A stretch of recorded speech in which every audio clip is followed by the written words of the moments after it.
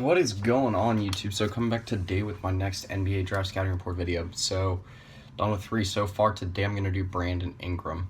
So I do actually have the list of scouting report videos right here that I will be going through.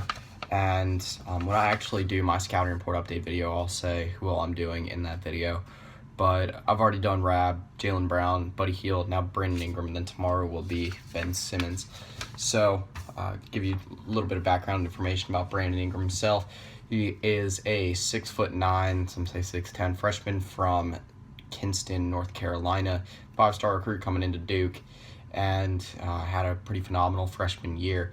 Put up about 17.38 points per game, 7 rebounds, and then 2 assists. So he is a small forward. He did play a little bit at the 4 in college, just because Duke ran low in the rotation because of injuries to guys like Matt Jones, Emil Jefferson, and even Grayson Allen at times was injured, but he wasn't really one of the bigger problems from injuries. So anyway, get into some of his bigger strengths. 200 pounds. Didn't say that yet.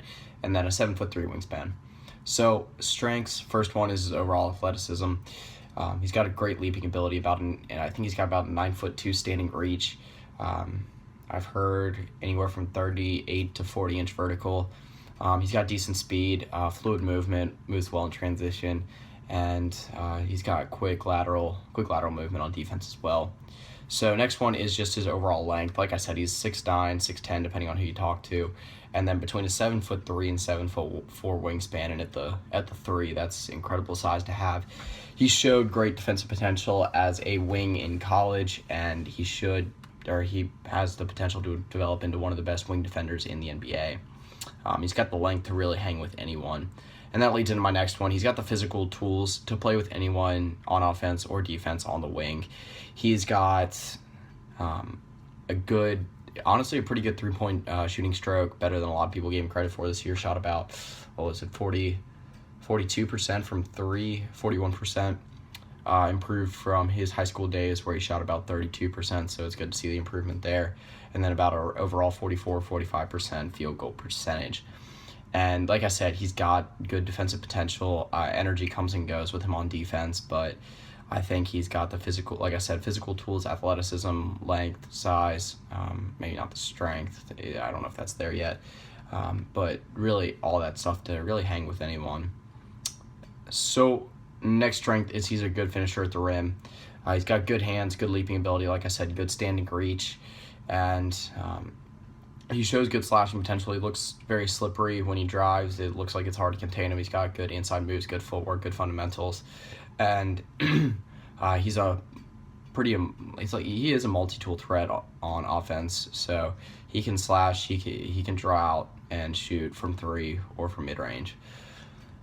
Which leads into my next one, which is his mid-range shooting. He does have quite a few tools in the arsenal. When it comes to mid-range shooting, he is a little bit slippery when he gets inside, and I guess that's what she said. I haven't actually said that since like 3rd grade. But he has good mid-range shooting. He has the ability to be probably a 38-39% three-point shooter in the NBA, which would be a good threat from the outside from a guy that's not known as being the biggest three-point scoring threat. But like I said, he has a good mid-range shooting stroke. It was very underrated this year, considering a lot of times he was double-teamed, he was in traffic, and he was still able to get above some of the defenders. Like I said, his length helps out extraordinarily there. He's able to get above a lot of the smaller defenders, probably around 6'6", 6'7". A lot of guys on the wings don't measure up to around 6'9", 6'10" with that 7'3" wingspan. And he's able to get above defenders with a good vertical and get really a lot of open looks where they shouldn't be open for a lot of good shots. So my last strength is his overall upside. So there's been debates whether he's going to go 1 or 2. I think Ben Simmons and Brandon Ingram are going to be 1 and 2 in order. And for most of the season, Ben Simmons has been the overwhelming favorite, but starting about a month ago, people were starting to doubt Ben Simmons because of how guess, how poor LSU did this year. And honestly, Brandon Ingram had a pretty phenomenal freshman season, so I think people started jumping on that bandwagon a little bit. And Sixers have a large chance of ending up with the first pick this year. And honestly, they need a small forward a lot more than they need a power forward right now. So a lot of people think Ingram makes a lot more sense than Simmons just in the scheme of things for the future for the Sixers. I'm not really sure which one should go where. Most of the time, I think I've had Simmons as my number 1 overall pick. Anyway, get into some of his weaknesses, which really the biggest one is the first one, and that's his overall strength.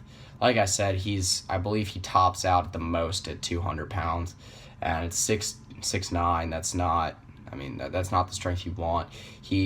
Coming out of high school, he was about 185, 190 pounds, and I'd say actually he might be up around 205 or 210 now. I think he hasn't weighed it. I haven't seen an official weigh-in on any website in about a month or two, so he might have.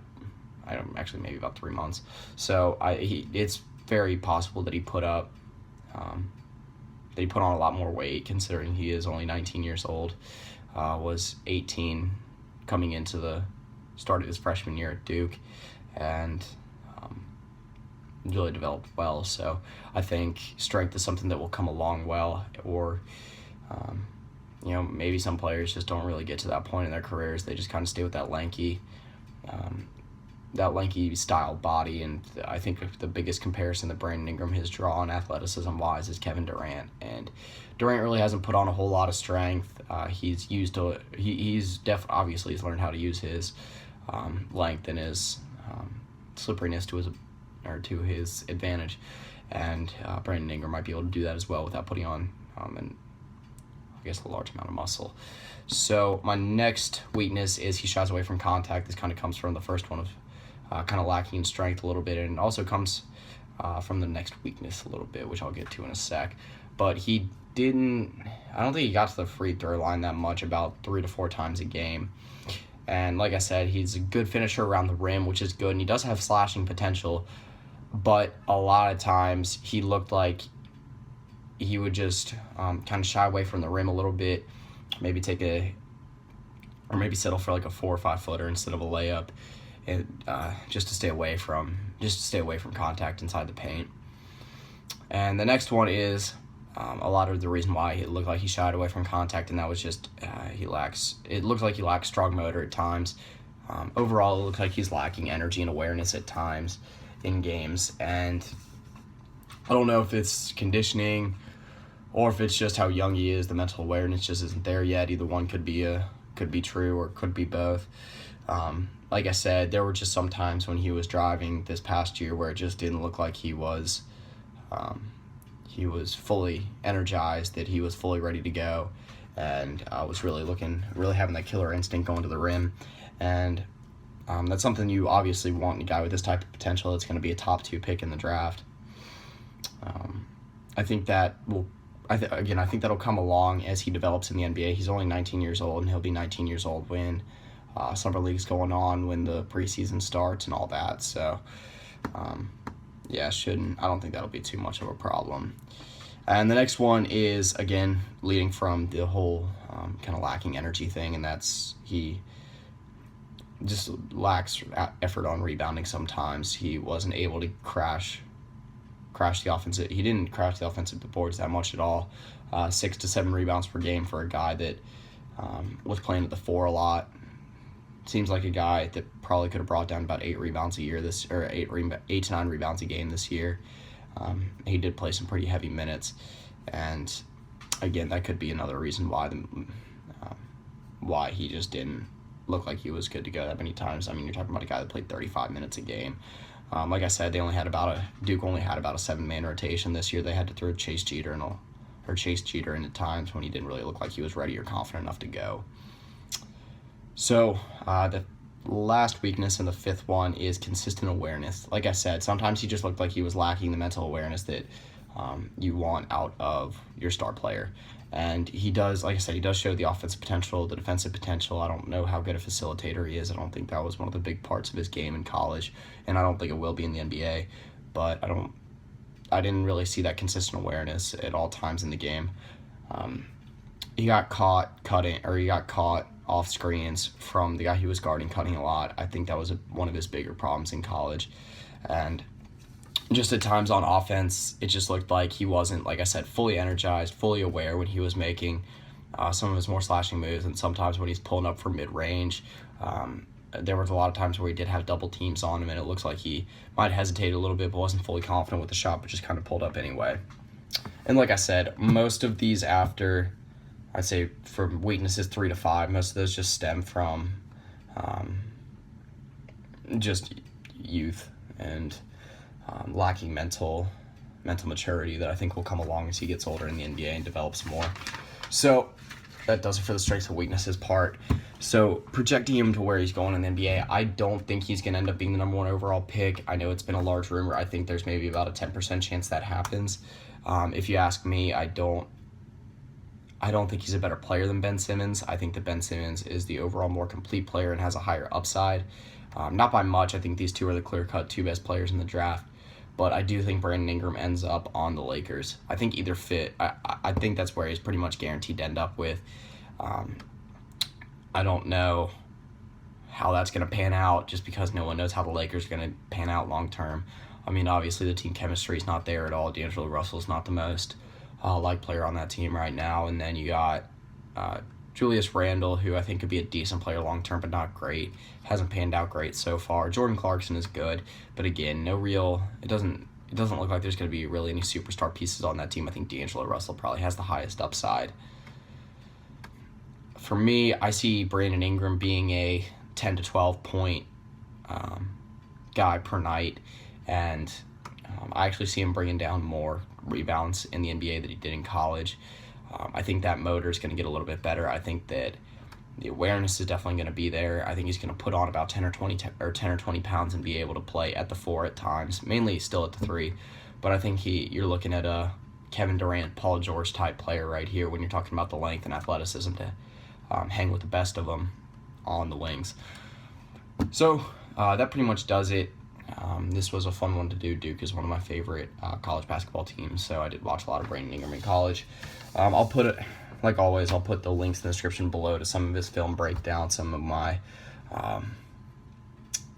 most favorite film breakdowns and highlights of his. And if you guys want to see, like I said, some actual game film and breakdowns of him actually playing from like McDonald's All-American all the way through the end of the season with Duke. So that's pretty much it. It's a do. So just kind of recap the format of what I'm doing for this set of videos.